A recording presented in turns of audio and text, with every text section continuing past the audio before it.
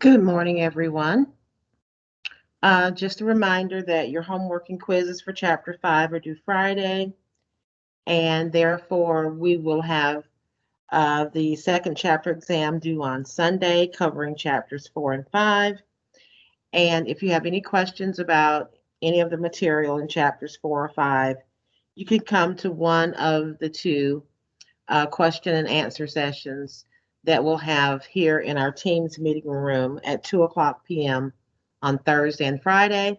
Or if you want to come to both of them, feel free to do that as well.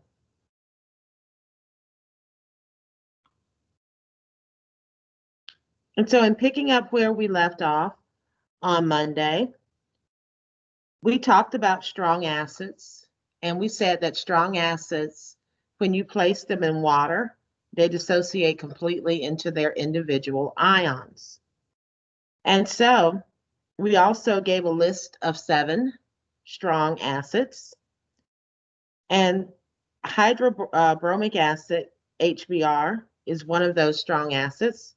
And when placed in water, it will dissociate into the hydrogen ion, H+, which we also call a proton, and the bromide ion, Br-. And so, in reacting with water, based on the Bronsted-Lowry definition of an acid, the acid will donate its proton to the water. So in this reaction, HBr is the acid.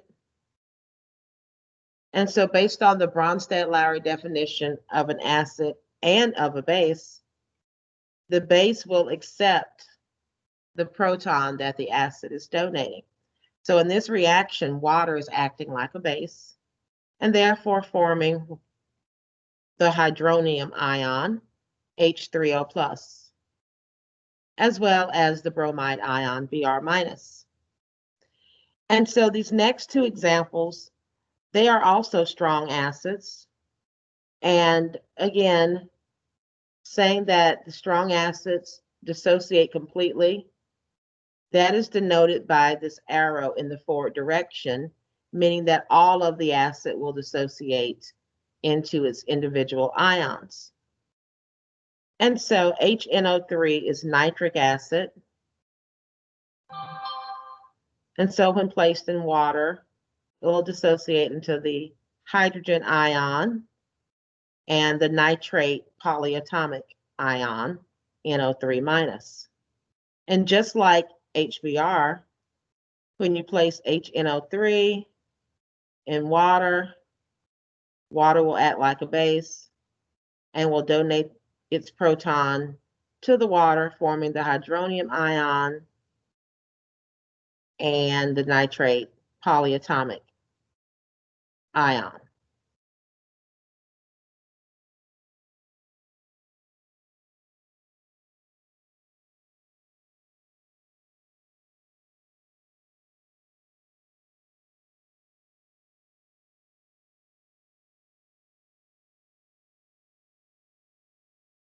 H2SO4 is sulfuric acid.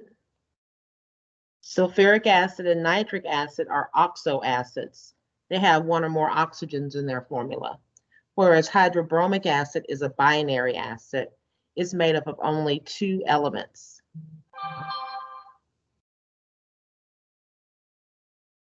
And so H2SO4, it's an oxoacid just like nitric acid, but what makes it different is sulfuric acid is what we call a diprotic acid. The prefix di meaning 2, it has 2 hydrogen ions or 2 protons that it can donate. So when H2SO4 dissociates into its ions when placed in water, you're going to have 2 hydrogen ions that dissociate, and then you'll have the sulfate polyatomic ion. And so again, in its reaction with water, water acts like the base. You form the hydronium ion,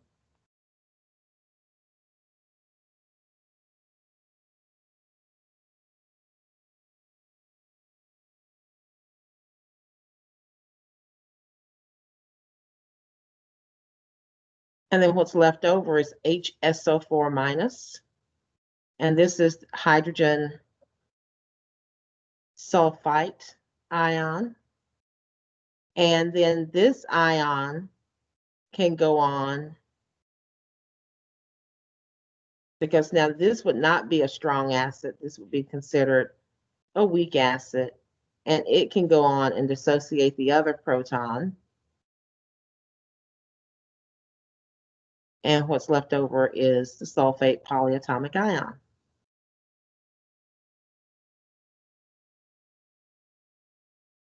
And so both of these sets of reactions that I wrote for each acid are considered the exact same. And so what that means is an H plus ion and a hydronium ion are the same. And so therefore, these two reactions that I wrote for HBr are equivalent reactions. Same thing for the nitric acid and sulfuric acid. And then question 2, listing at least 5 foods or beverages that are acidic. There are many to choose from. Most of the things that we drink, of course, other than water, is acidic. And when I say water, I need to be more specific and say purified water. So if you're drinking bottled water, that is purified water. And if you drink it straight from the tap, then that is not purified water. And therefore, the tap water is slightly acidic. And so if you use some type of filtration system to filter your tap water, then you're purifying your water by removing those ions out of the tap water that make the tap water acidic. And so some other beverages other than tap water that you drink that are acidic are things like coffee, colas like Coke or Pepsi. Also, vinegar is acidic. Of course, lemon juice, tomatoes, orange juice, all of those foods or beverages are acidic. And therefore,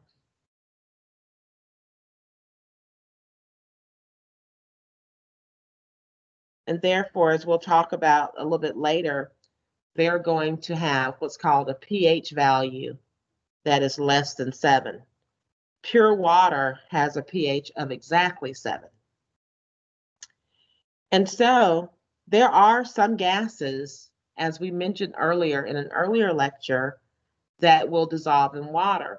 When we were talking about climate change in chapter 4 and some of the effects of putting excess CO2 in the atmosphere and therefore creating what we call an enhanced greenhouse effect, as the concentration of CO2 in the atmosphere increases, so does the atmospheric temperature. And so another consequence of having excess CO2 in the atmosphere is that you get an excess amount of CO2 dissolving in our large bodies of water, like our oceans. And so CO2 is a gas. However, it does have the ability to dissolve in water. And so therefore, that's how we get carbonated water that goes into our beverages. And because you can take CO2 gas, dissolve it in water, and that is what they call carbonated water. And that is a major component of soft drinks that fizz and bubble. And so CO2 gas can dissolve in water to produce an aqueous solution of carbon dioxide. And so that aqueous solution of carbon dioxide can then react with water to produce an acid, which is a weak acid called carbonic acid.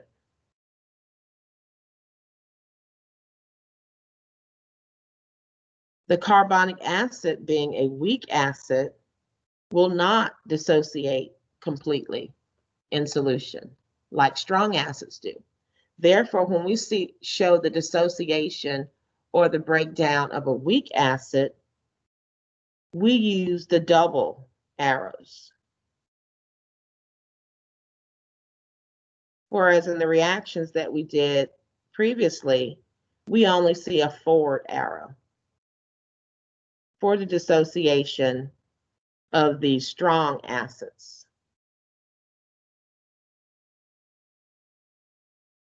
However, when there is a weak acid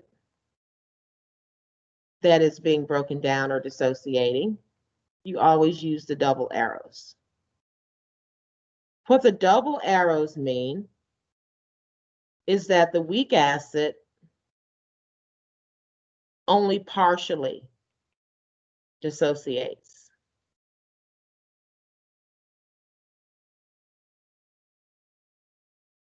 So you're going to still have some of the full intact acid remaining, in addition to forming some ions as products. And so when H2CO3 dissociates in water, it will dissociate a proton, H+, and then what remains is HCO3-, which is the bicarbonate ion. So we've talked about acids and the difference between strong acids and weak acids. Strong acids dissociate completely when placed in water, whereas weak acids only partially dissociate in water to make an aqueous solution. And so next we're going to talk about bases. We gave two definitions of acids.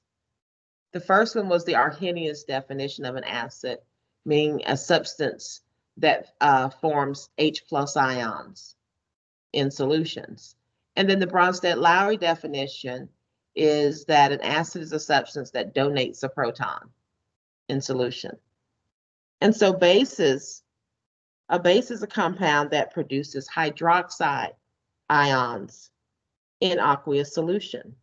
So this is the Arrhenius definition of a base.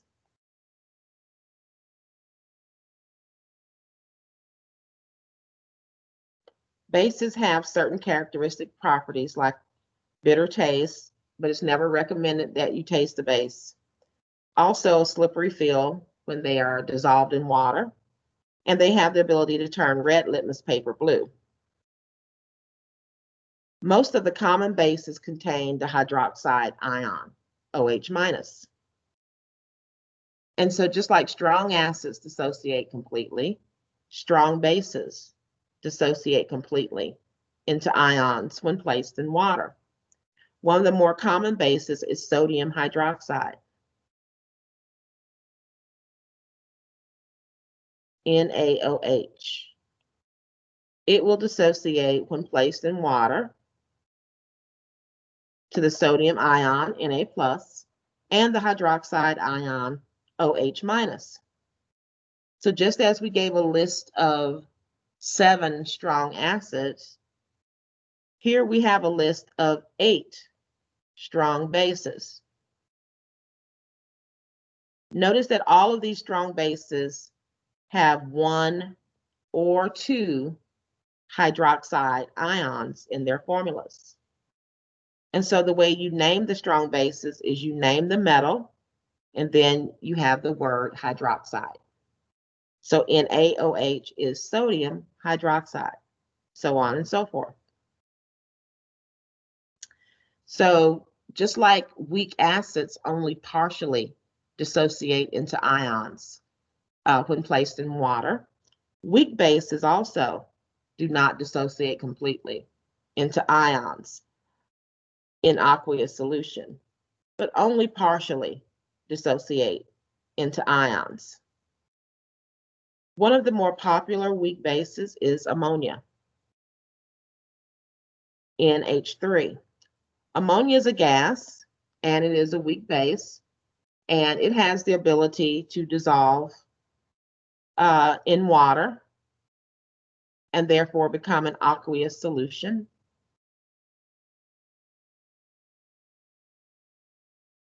And then ammonia, once in aqueous solution, will react with the water. And by being a base,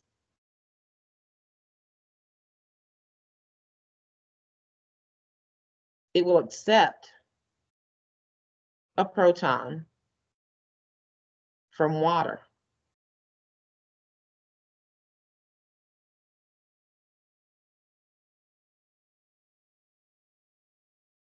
And so therefore, in this reaction, water is acting like an acid.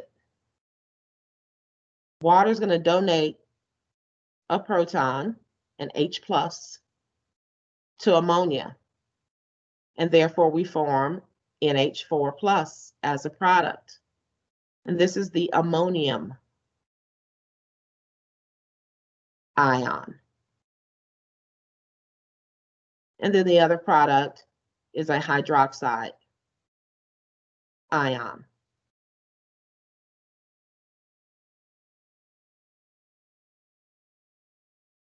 And ammonia is a weak base, so therefore we have the double arrows. You can either represent your double arrows this way, or then you often see them represented like this. Either way, it means the same.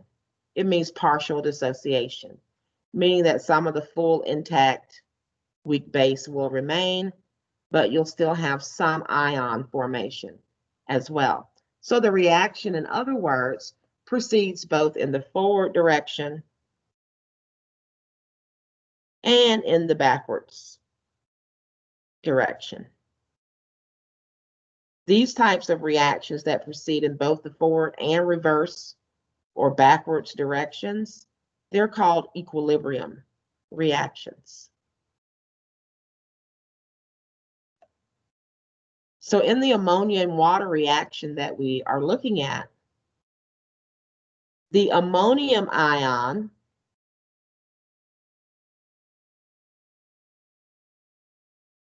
in this reaction is called a conjugate acid, whereas the hydroxide ion product is called the conjugate base.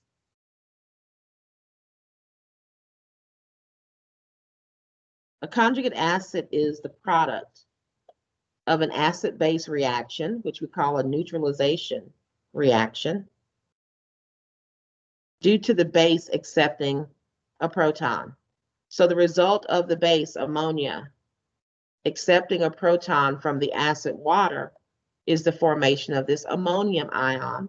So ammonium ion is called the conjugate acid of the weak base ammonia. And then what results from the acid water donating its proton to ammonia is the hydroxide ion. It's what's left over after water gives up a proton. So therefore, the hydroxide ion is called the conjugate base of the acid water. The conjugate base being the product of a neutralization reaction due to an acid donating a proton.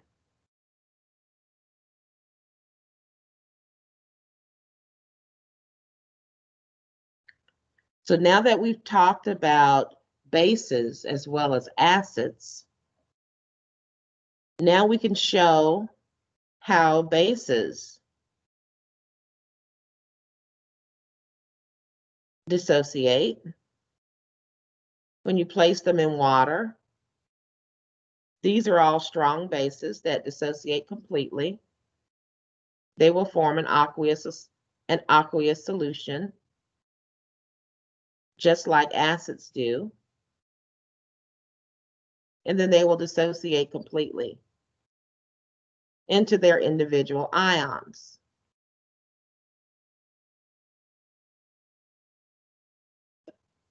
The first is potassium hydroxide, KOH. It will dissociate into the potassium ion and the hydroxide ion.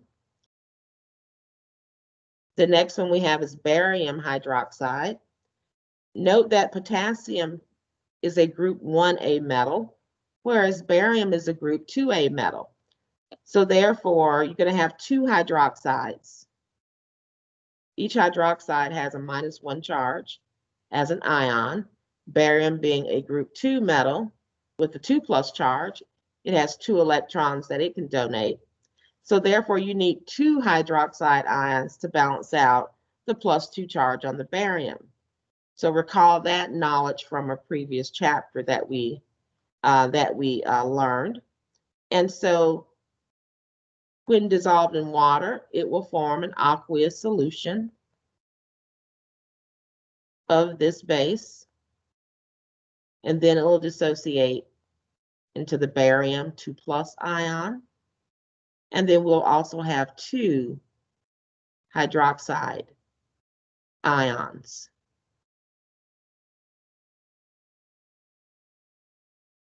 Strontium is also a group 2A metal, just like barium. So its reaction will be the same as barium's.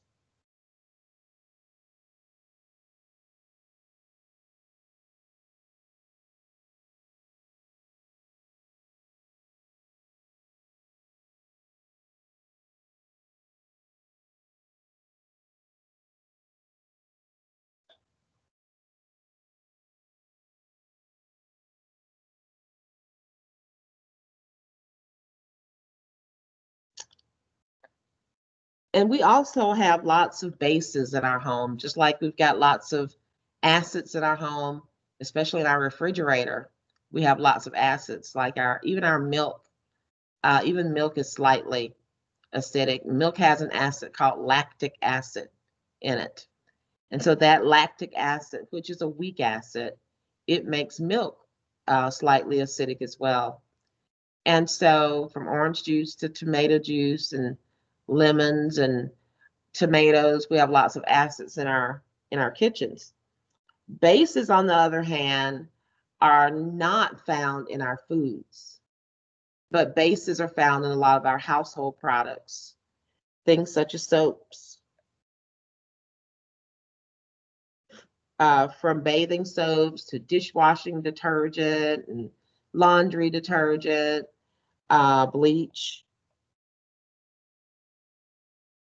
drain cleaner. All of these common household products are bases.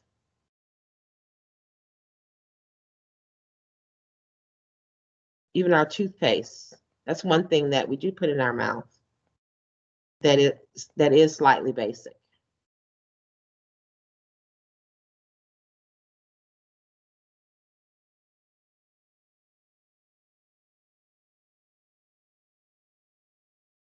And so now that we've talked about acids, we've talked about bases, and we've talked about placing either an acid or a base in water. If you place an acid in water, water acts like a base. Water will accept a proton from the acid. And then if you place a base in water, now water is acting like an acid, it will donate a proton to the base. But we also can have acid-base reactions in which we are reacting acids and bases with each other, and neither of the two is water. These are called acid-base neutralization reactions. The reaction of an acid with a base is going to produce neutral products. And that's why it's called a neutralization reaction. And so the protons from an acid are going to combine with the hydroxide ions from the base, and our two products are going to be neutral. And the two products will always be water and an ionic compound or salt, both of which are neutral. Neutral meaning the products are neither acidic nor are they basic. And so neutral solutions that are neither acidic nor basic, they contain an equal concentration of hydrogen ions, H+, and hydroxide ions, OH minus. And so the concentrations are equal for those two ions in a neutral solution. And so here I have these brackets around each ion. Those brackets mean concentration of.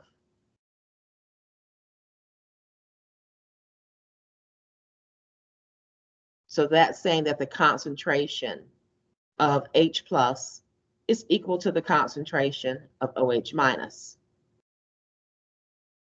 So in a neutral solution, those concentrations are equal. However, in an acidic solution, the concentration of H plus is going to be greater than the concentration of OH minus.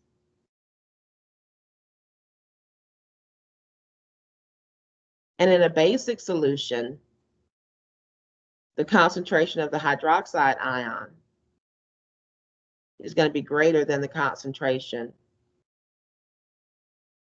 of the H plus ion.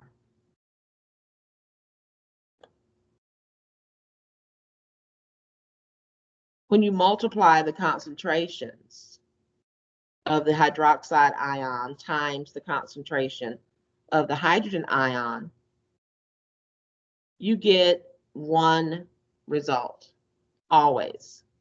And that is 1.0 times 10 to the negative 14.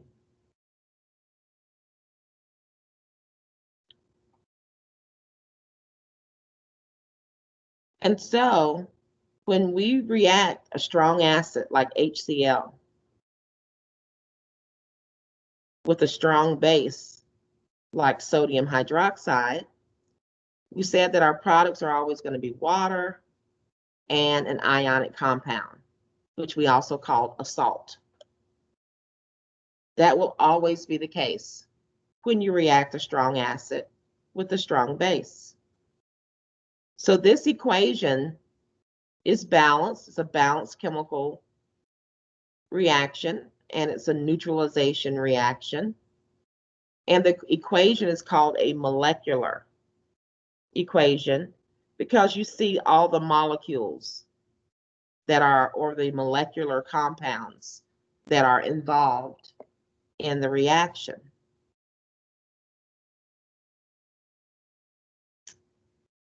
You can also write this same equation in two other forms. The two other forms are the total ionic equation, in which you don't show the full intact molecules, but you show the individual ions. So HCl is composed of the H plus ion and the chloride ion. And then sodium hydroxide is composed of the sodium ion and the hydroxide ion. Those two substances react to form sodium chloride, which is composed of a sodium ion and a chloride ion, and then liquid water. Note that in the total ionic equation, only the substances in aqueous solution can be separated into their individual ions. Liquid water will remain liquid water. Only those substances dissolved in water can be written into their individual ions. And that's what the symbol AQ means, that those substances are dissolved in water. And so that is the total ionic equation, showing the individual ions of those substances that are aqueous solutions.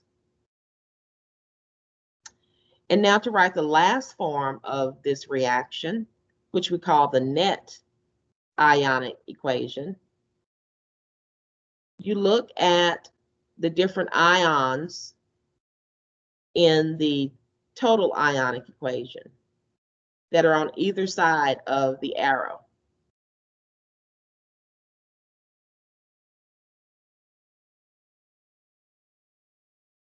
And the ones that are in common on either side of the arrow will cancel each other out. So on the right-hand side of the arrow, you've got a sodium ion, and you've got a sodium ion on the left-hand side of the arrow. So those sodiums can cancel each other out, and as well as the chloride ions. So the net ionic equation is going to be what you have left over after you cancel out the common ions on either side of the arrow in the total ionic equation. So what you have left over is H plus OH minus. And on the product side, you've got liquid water. And so that is your net ionic equation, H plus OH minus, producing H2O.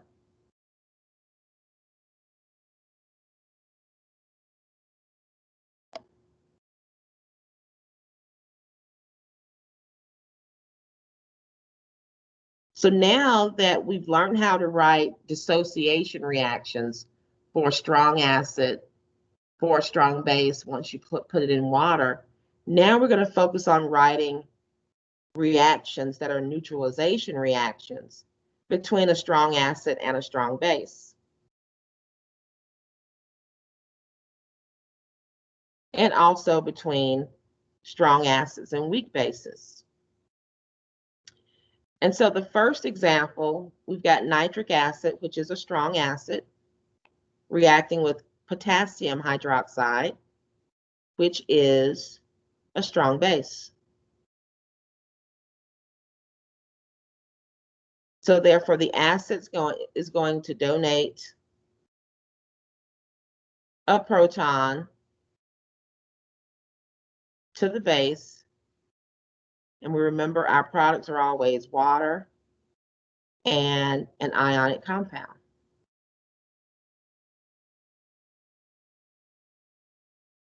And so this hydrogen will be donated to the hydroxide portion of the base, and that forms your water.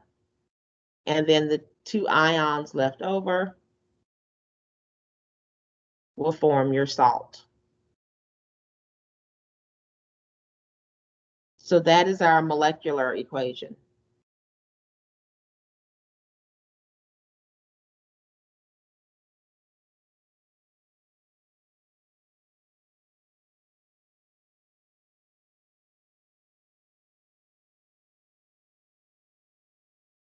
And now to write our total ionic, we'll take those substances that are in aqueous solution and we'll separate them into their individual ions.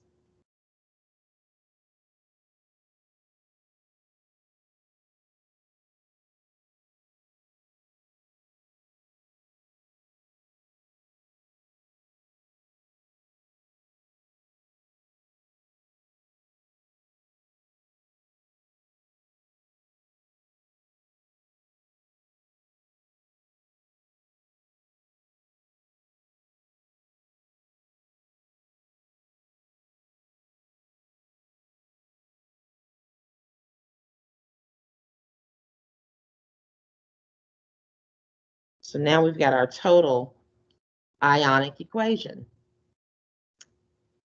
And so next, to get our net ionic equation, we'll look at the common ions on either side of the arrow, and we'll cancel them out. And then we'll write our net ionic equation. So whenever we have a strong acid reacting with a strong base, this will always be our net ionic equation. It's basically the formation of water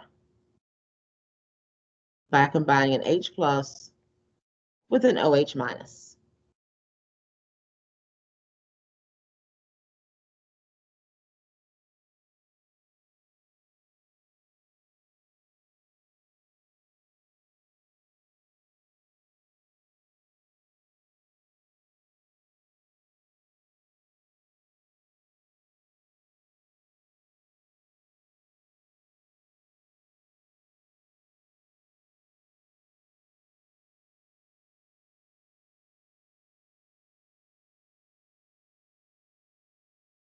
So here we have our molecular equation, reacting the acid HCl with the base ammonium hydroxide.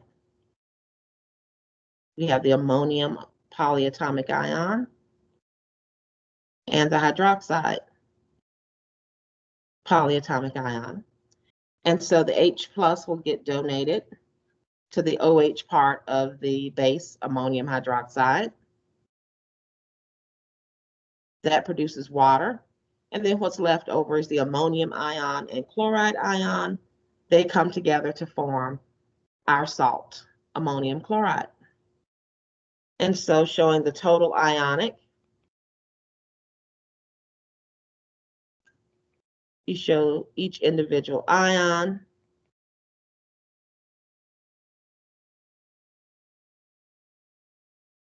Representing the aqueous solutions.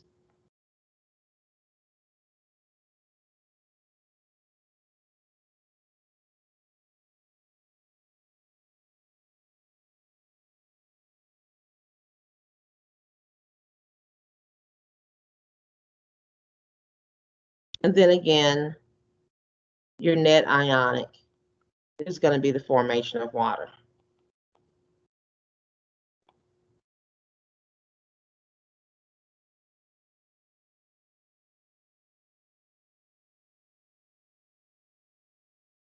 Because on either side of the equation, you have your Cl minus ions and your NH4 plus ions.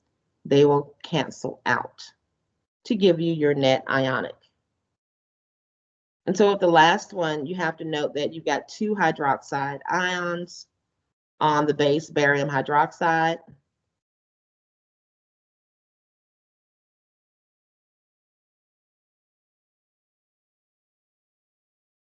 And so you're going to form 2 water molecules.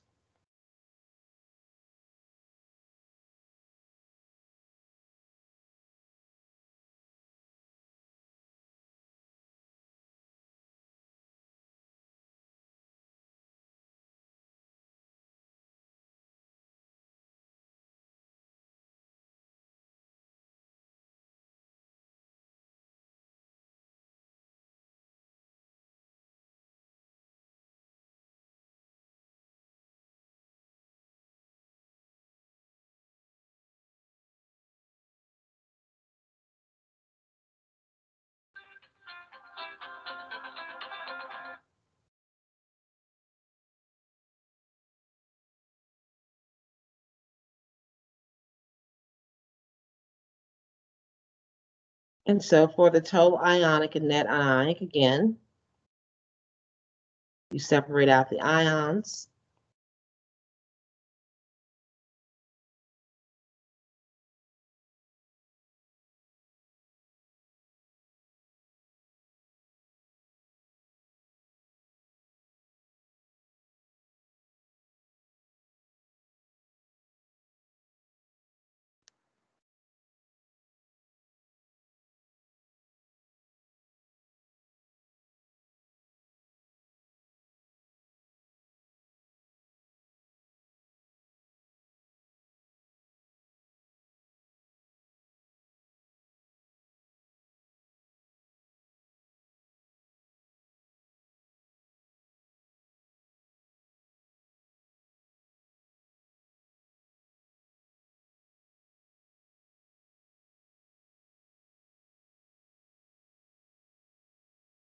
And you've got your 2 bromide ions.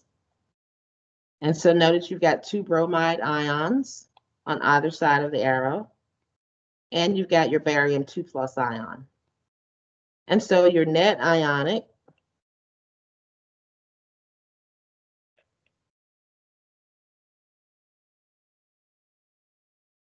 again is the formation of water.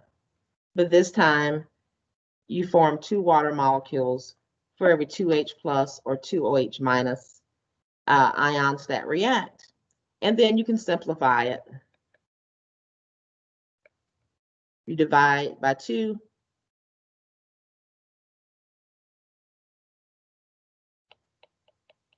You still have the same net ionic that we've had for the previous. or the previous reactions. You could leave it with the 2's in front, or you can simplify it.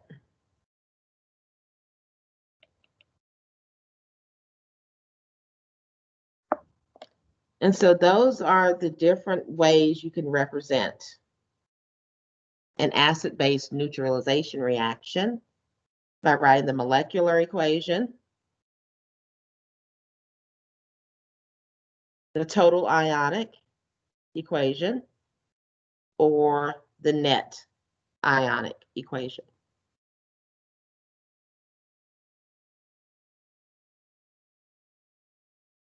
Any questions about writing those 3 types of equations to demonstrate an acid-base neutralization reaction?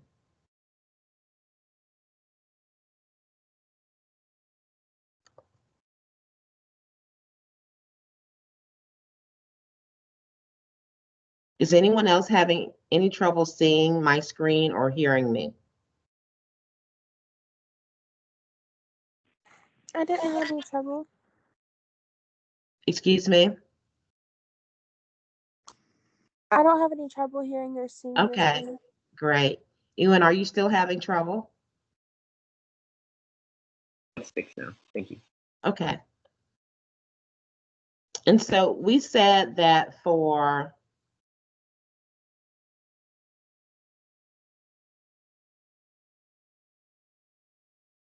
a neutral solution,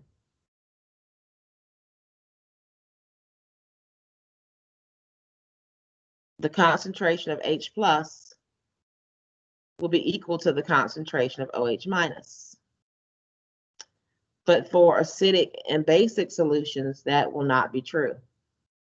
For an acidic solution, the concentration of H plus is greater than the concentration of OH minus. And for basic solutions, the concentration of OH minus is greater than that for H plus. And we also had an equation that told us that the concentration of H plus times the concentration of OH minus is equal to 1 times 10 to the negative 14.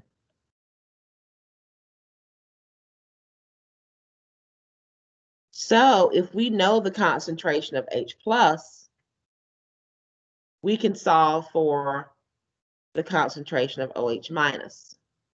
So for A and C, we need to calculate the concentration of OH minus. For part B, we're calculating the concentration of H plus because we're given the concentration of OH minus.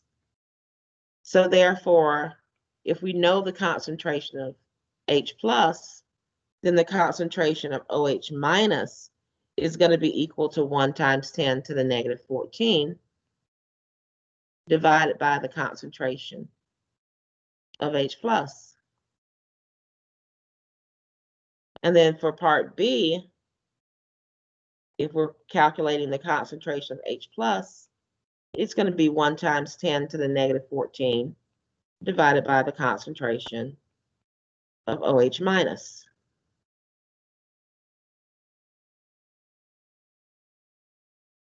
So for part A,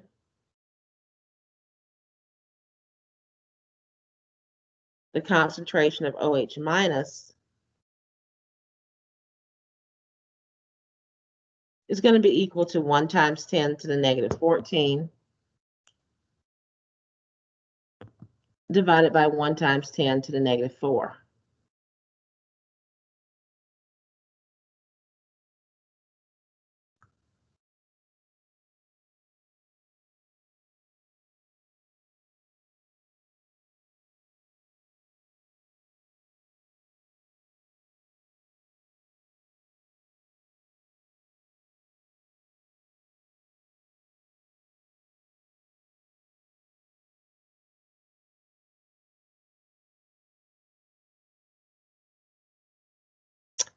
And so that's how we would set up our calculation, by dividing those two numbers.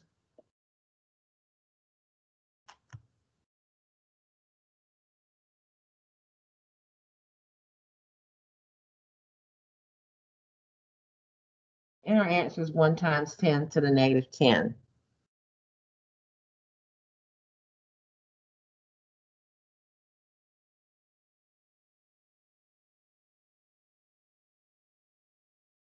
And our concentration is going to be molarity.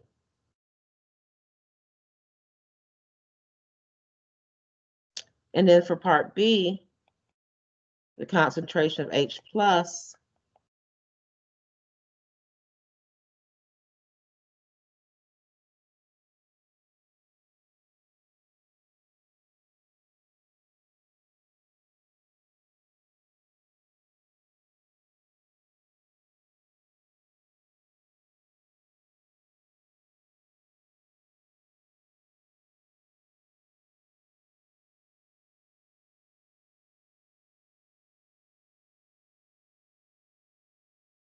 is going to give us 1 times 10 to the negative 8.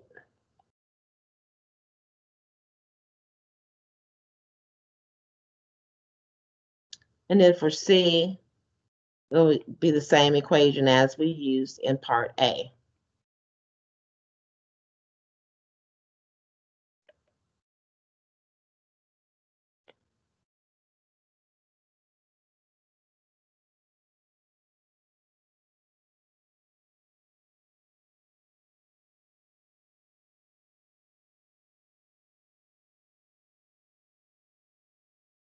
So therefore, we know the concentration of one, either concentration of H plus or either the concentration of OH minus, we can solve for the other.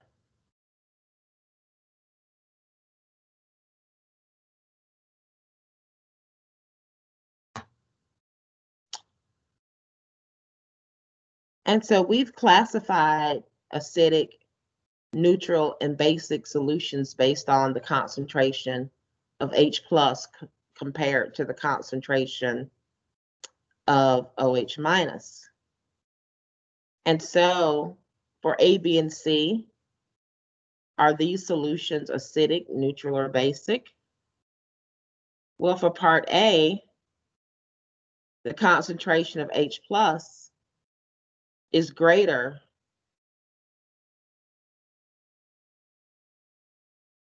than the concentration of OH minus. So that would mean it's an acidic solution. For part B, the concentration of OH minus is actually greater than the concentration of H plus. So B would be a basic solution.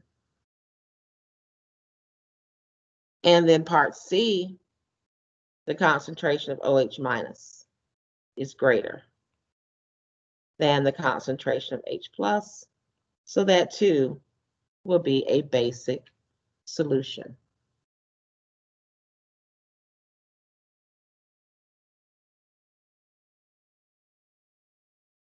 So that's one way to determine if a solution is acidic, basic, or neutral. If the concentration of OH minus is equal to the concentration of H plus, then you're dealing with a neutral solution. Another way to differentiate between an acidic, basic, or neutral solution is to measure what's called the pH of the solution. pH is a measure of the concentration of H plus ions that are present in a solution. So the mathematical expression for pH is a log-based scale. So pH is equal to the negative log of the concentration of H plus. On your scientific calculators, it's important that you know where your log button is. And so for this calculator, there's the log button. It's just log.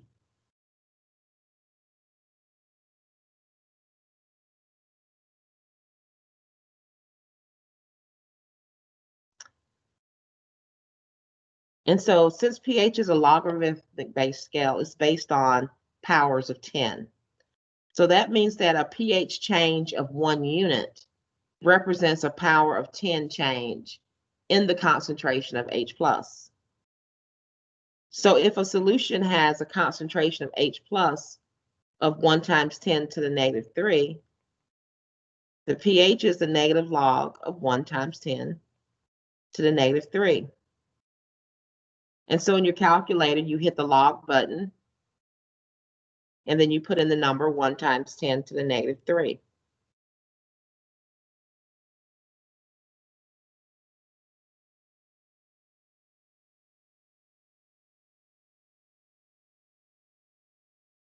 And then you see that the answer is negative 3.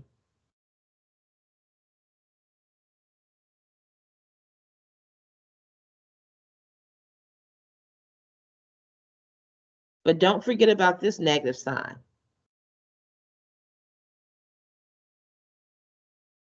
So that double negative will cancel each other out. So the answer is 3.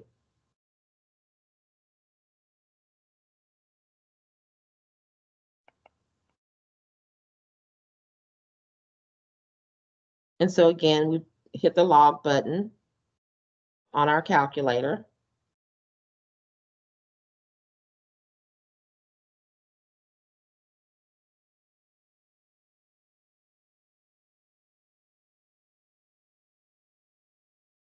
And we notice that we get a negative 2.52.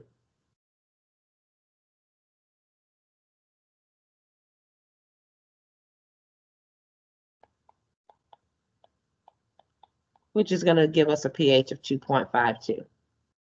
So you can't forget about the negative sign that's already in the equation.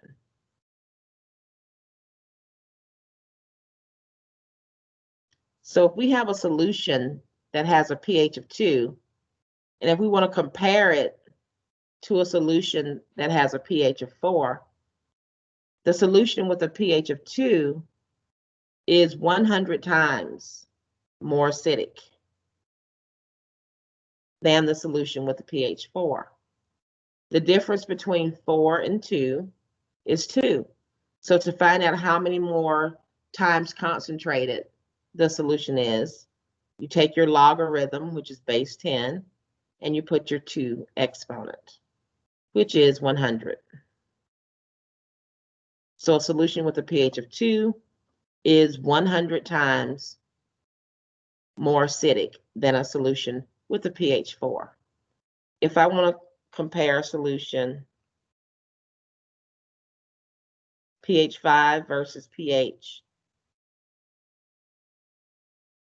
8, 8 minus 5 is 3. So therefore, I do my base 10 and 3 raised to the 3 power. That's 1,000. So therefore, the solution with pH 5 is 1,000 times more acidic than a solution with pH 8. In other words, the concentration of H+ ions in the solution with pH 5 is 1,000 times greater than that of a solution with pH 8. And so we said that the concentration of H+ times the concentration of OH- is equal to 1 times 10 to the negative 14. Well, that value of 1 times 10 to the negative 14 is what we call Kw, which is the ion product constant of water.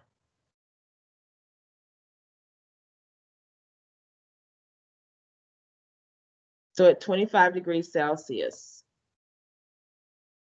when you have equal concentrations of H+ and OH- ions in solution, the product of that is 1 times 10 to the negative 14. And that's called your ion product constant of water. So when our solution is neutral, we have a pH of 7. And the concentration of those ions are equal, which is exactly 1 times 10 to the negative 7. For an acidic solution, your pH is going to be less than 7. because the H plus ion concentration will be greater than that of OH minus. And then for a basic solution, your pH will be greater than 7 because your H plus concentration is less than the hydroxide concentration. So in looking at our pH scale, a pH of 7 is neutral. A pH between 0 and 7 is acidic. And a pH between 7 and 14 is basic. So we see here, this picture shows us the pH values for some common acidic substances and the pH values for some common basic substances.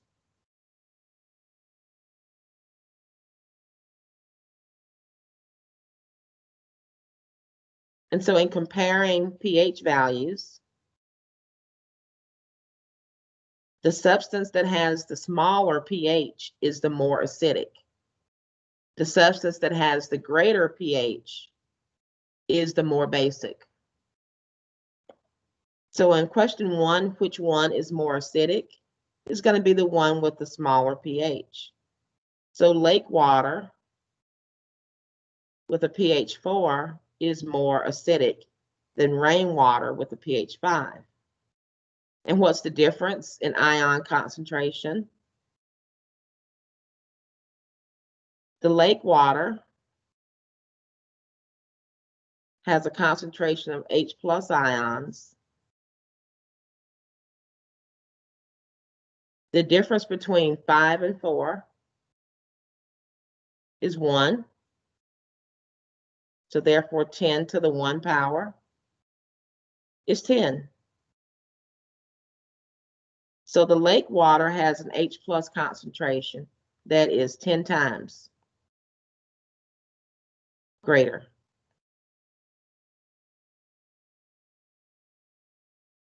than the H plus concentration in rainwater.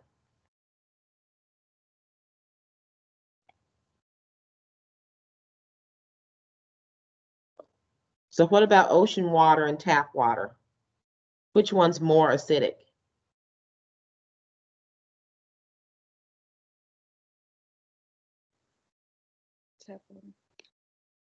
The tap water. How much more acidic? In other words, how much greater is the concentration of H plus in tap water versus ocean water?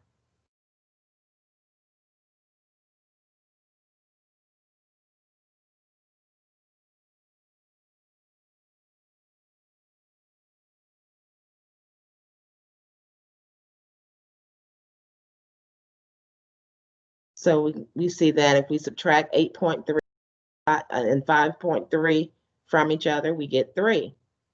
And then 10 to the 3rd power is 1,000. So therefore, tap water is going to have a concentration of H plus that's 1,000 times greater.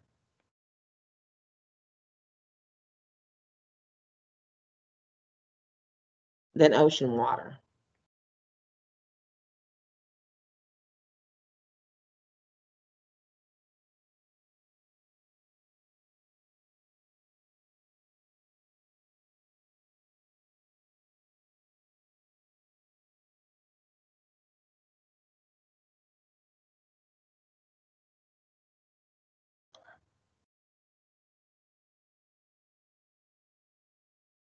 What about tomato juice and milk?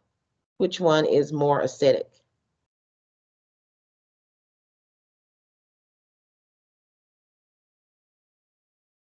It's going to be the tomato juice. It has the smaller pH, so it's more acidic. How many times more acidic?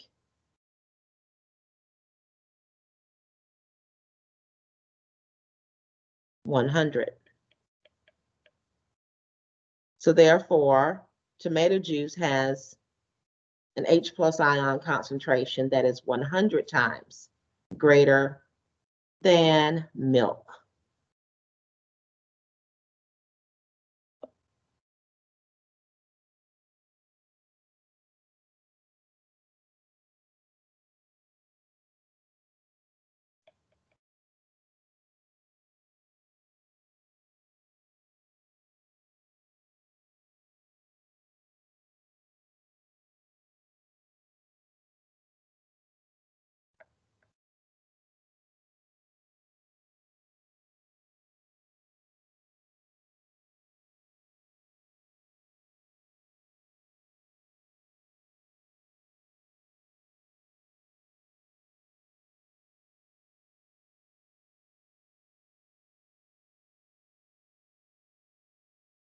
Any questions about parts A, B, or C of number 1?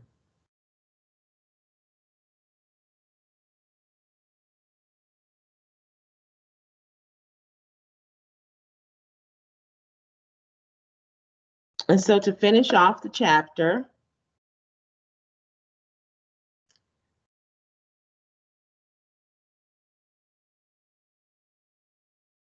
we noted earlier that tap water has ions dissolved in it, which makes tap water slightly acidic. Well, our rainwater is also naturally weakly or slightly acidic as well. And the reason why is that we have naturally carbon dioxide in our atmosphere. And that carbon dioxide in gas form can dissolve in the liquid water droplets that are in our clouds. And when those two substances combine, they form an acid called carbonic acid. We have this same acid in our blood. As our body goes through CO2 and oxygen exchange. Carbonic acid is a natural product of water and carbon dioxide reacting up in our atmosphere. But the same reaction between carbon dioxide and water is taking place in our bodies as well. So we naturally have carbonic acid, not just in our atmosphere, but we've got it in our bodies as well. And more particular in our blood. And so the carbonic acid is a weak acid. And it's going to dissociate partially. So we need our double arrows. And it's going to dissociate into H plus and HCl3 minus. And it's the H plus that dissociates that makes our rainwater acidic.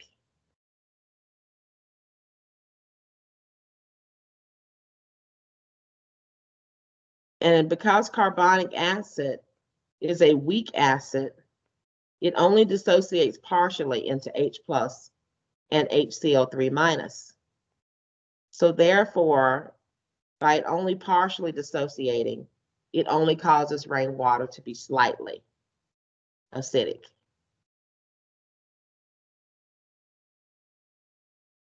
So this is a natural thing that happens in the atmosphere to our rainwater. And that's why it's slightly acidic. And that's why this acid alone, carbonic acid, being a weak acid, that's why it alone being produced in our atmosphere and then falling to the earth with our rain, historically has not been an issue with causing a significant pH change in our large bodies of water, like our oceans and lakes, and not even in our small bodies of water, like rivers and streams. But when acid rain comes to play, that's because carbon dioxide is not the only source of H plus that's in the acid rain. There are other substances that are producing other types of acids other than the weak acid carbonic acid. So we produce about 80–85% of all electricity in our country due to burning coal. One of the things that emits from those coal burning power plants and goes up into our atmosphere are sulfur oxides. One of the products of exhaust from our automobiles are nitrogen oxides. These are also gases that dissolve in water, and they form acids in our atmosphere. So sulfur trioxide, SO3, it comes from burning coal, but also from a natural source, volcanic eruptions. So SO3 will react with the water droplets in our atmosphere and produce sulfuric acid, which is a strong acid. It's one of those 7 that we looked at earlier in the chapter. And so sulfuric acid has 2 protons, so it's going to break down into its individual ions completely. You only see the forward arrow because it's a strong acid. And so it's going to break down and release those H+ ions, and that's going to make acid rain. Another culprit is nitrogen dioxide exhaust from our automobiles.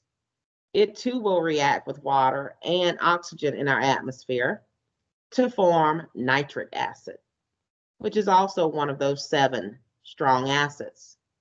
It will break down into H+ ions that again will make acid rain. So this acid rain can wreak havoc downwind of any anthropogenic, which is man-made, or natural sources of sulfur oxides and nitrogen oxide gases. So therefore, our human activities do have consequences in our atmosphere. And the thing about acid rain that contains these strong acids, it can significantly change the pH of rivers and streams, and also even lakes and oceans. So if we have the formula for coal with a molar mass of 1.908 times 10 to the 3rd grams per mole, what is going to be the mass percentage sulfur in the coal? Well, the percent sulfur is going to be equivalent to the molar mass of sulfur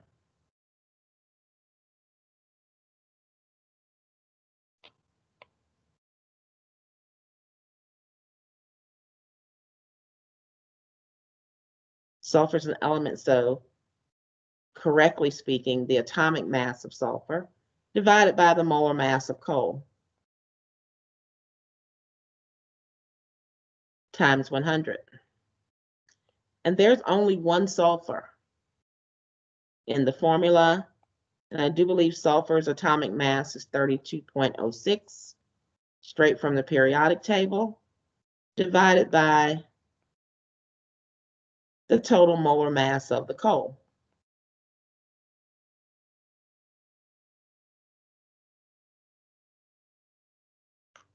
And so it should be a very small percentage.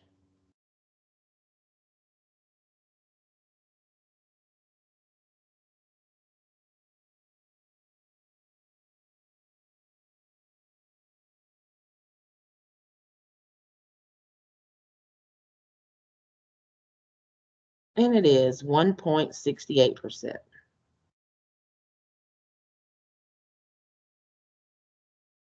So if a certain power plant burns 1 million tons of coal each year, based on our mass percentage that we calculated in Part A, how many tons of sulfur are getting released into the atmosphere by this coal burning power plant each year? So you just take the 1 million tons of coal and you multiply it by the percent. And of course, you've got to turn the percent into a decimal. And you turn a percent into a decimal by moving the decimal place 2 spaces to the left. So that's going to tell us how many tons of sulfur. Since sulfur is only 1.68% of the coal.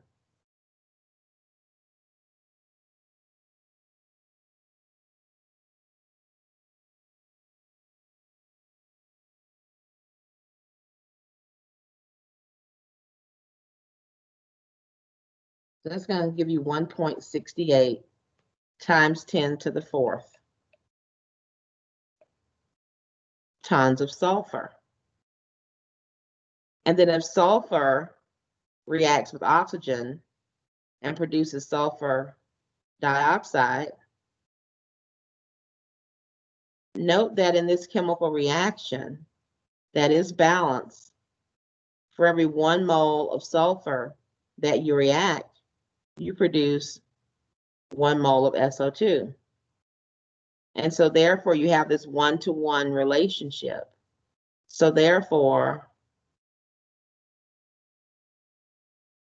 we also know that for every 1 SO2 molecule that you have 1 sulfur atom. And so you have this 1-to-1 relationship between the sulfur and SO2. And so therefore, you'll also be producing 1.68 times 10 to the 4th tons of SO2.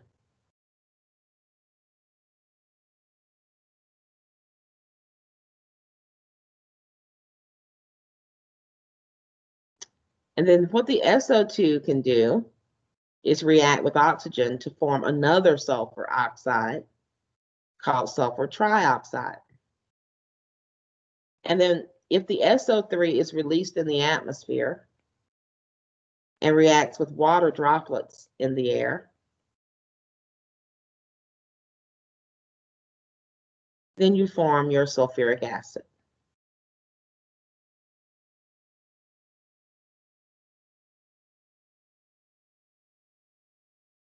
Which contributes to acid rain. So you can see the progression of sulfur being released from the burning of coal. There's sulfur reacting with oxygen to produce SO2. Then the SO2 reacting with oxygen to form SO3. And then the SO3 reacting with water to form the sulfuric acid. So that chain of reactions that take place is what eventually leads to the production of acid rain. And so these substances, sulfuric acid, nitric acid, forming in the atmosphere, forming acid rain, they can upset the natural balance of the ocean's pH. And so rainwater is naturally acidic, but the ocean itself needs to maintain a slightly basic pH of about 8.2. And it's this carbonic acid balancing system that involves these 3 substances that helps to maintain the ocean pH balance of about 8.2. And so the carbonate ion, bicarbonate ion, and carbonic acid all play a role in maintaining this pH balanced nature of the ocean. However, ocean acidification can take place, which is a lowering of the pH of the ocean away from that standard 8.2. And that can be caused by lots of things. Acid rain can have a role in ocean acidification, but also burning fossil fuels and releasing excess CO2 in the atmosphere also play a role. So in chapter 4, we saw how excess CO2 can contribute to increasing the temperature of the atmosphere, which we call global warming and climate change. But excess CO2 can also have another consequence. In addition to climate change, it can cause ocean acidification. And so excess CO2 in the atmosphere from burning fossil fuels, that CO2 can get dissolved in the ocean. And there it will then react with water to form carbonic acid, which will break down to H+ and the bicarbonate ion. So now you're upsetting the balance because now you're producing more H plus and more bicarbonate ion than would naturally happen through this carbonic acid balancing system. So what you're doing is you're causing this natural balance to be then taken out of balance by producing excess H plus and bicarbonate ions. And then the other consequence is the excess H plus ions reacting with the carbonate that's naturally in the ocean in the form of calcium carbonate, which we call limestone. And lots of sea creatures like mollusks and other sea creatures, their shells and their skeletons are made from calcium carbonate. So the excess H plus ions is going to react with the carbonate in the ocean that helps maintain the pH balance and break it down and form bicarbonate ion, which will then go on to release more H plus. And so therefore, that's how this increase in H plus ions therefore will result in ocean acidification, taking the ocean out of that comfortable 2 zone and lowering it into the acidic range. And so therefore, we can see that excess CO2 in the atmosphere also has another consequence, and that's ocean acidification. And so acidification of waters occurring in the ocean is one thing, but it can cause a greater impact on smaller surface waters like lakes and streams. Now, Midwestern states tend to have lots of limestone in their riverbeds and stream beds. And this excess limestone will help neutralize excess acid rain and excess CO2 that gets dissolved. And so therefore, these bodies of waters in the Midwestern states are said to have high acid neutralizing capacity, ANC. However, in other parts of the country, like the New England states, which don't have a lot of limestone in their riverbeds, they have lots of granite. And granite is not very reactive towards acids. It doesn't react with acids as easily as limestone. And so therefore, it makes their rivers and lakes much more sensitive to acid rain and excess dissolved CO2, and therefore their waters are in greater danger of becoming acidified. And so normal aquatic life wants to stay within this zone with an average pH of about 8. However, if the pH of the water goes beyond about 6.5, you're going to start seeing many fish start to die off and disappear. If the water gets so acidic that its pH reaches 5, then most aquatic life will die. And then if the pH of the body of water will reach 4, then the lakes themselves are basically dead. So the acidification of bodies of water is a big problem, and even more so with smaller bodies of water like lakes and rivers and streams, which their bodies of water are smaller, and therefore any excess acid rain or excess CO2 available to dissolve can cause a great impact on how low the pH drops. And that is a terrible consequence for the aquatic life in those bodies of water. And so we talked about the bicarbonate ion being a part of the delicate balance in maintaining the pH of our bodies of water. The bicarbonate ion can either donate a proton and act like an acid, or it can act like a base by gaining a proton. So we can show both reactions, how bicarbonate will react in water. It can donate a proton to water and act like an acid, and water can act like a base and accept the proton and form the hydronium ion and the carbonate ion, or the bicarbonate ion can act like a base and accept a proton from water And this time water will act like an acid. And you'll form the hydroxide ion and carbonic acid.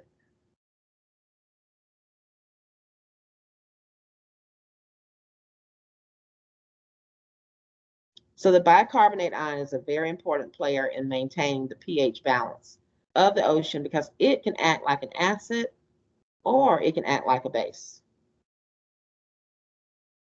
And so the last part of our notes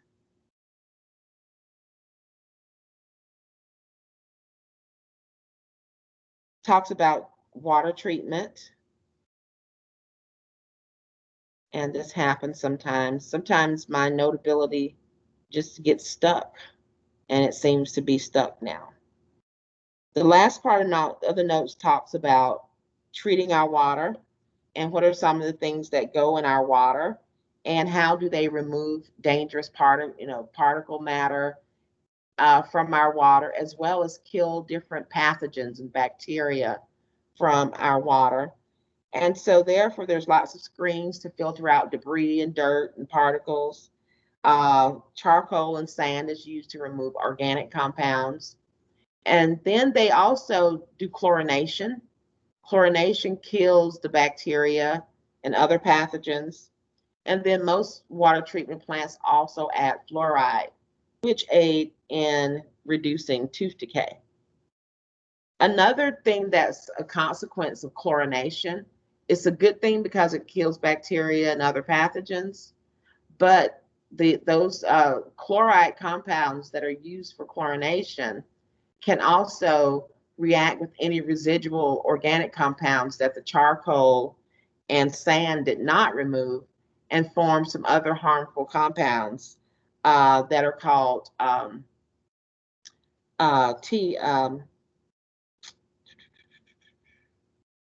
TMH compounds. And these compounds are toxic. So a lot of water treatment facilities have stopped using chlorine compounds to kill bacteria, but they've used other methods such as using UV light to kill the bacteria from the water instead of chlorine compounds. And then some other water treatment plants have explored the use of ozone to kill bacteria and pathogens instead of using the chlorine. And so another global issue concerning water, of course, is water shortages. And so there's been great efforts in using different distillation and filtration techniques to remove the salt from the salty ocean water, which is non-drinkable or non-potable, and produce purified water that is drinkable and potable, especially in areas where drought has caused a shortage of fresh water. And so that's one of the most major global issues facing the world today is water shortage. So different filtration and distillation methods are being used to convert non-potable ocean water into potable drinking water. So that brings us to the end of chapter 5. And so again, your homework and quizzes are due by Friday, and your second chapter exam covering chapters 4 and 5 will be due by Sunday. The best way to prepare for the second chapter exam is, of course, studying your notes that we've done in class. The different practice problems that we've done in the notes are good study problems, as well as your quizzes for chapters 4 and 5. Those are also good questions to review because you'll see similar questions to those on the exam. And then again, there are 2 question and answer sessions this week, both at 2 o'clock, one on Thursday and one on Friday. You can attend either one of those, or you can attend both. And so have a good rest of your Wednesday. This week's labs is an acid and base lab. Make sure you read the pre-lab material and answer the pre-lab questions prior to your lab meeting this week. And I hope to see you guys in one of the study sessions later this week. And of course in lab, if you have me for lab. Have a good rest of your Wednesday.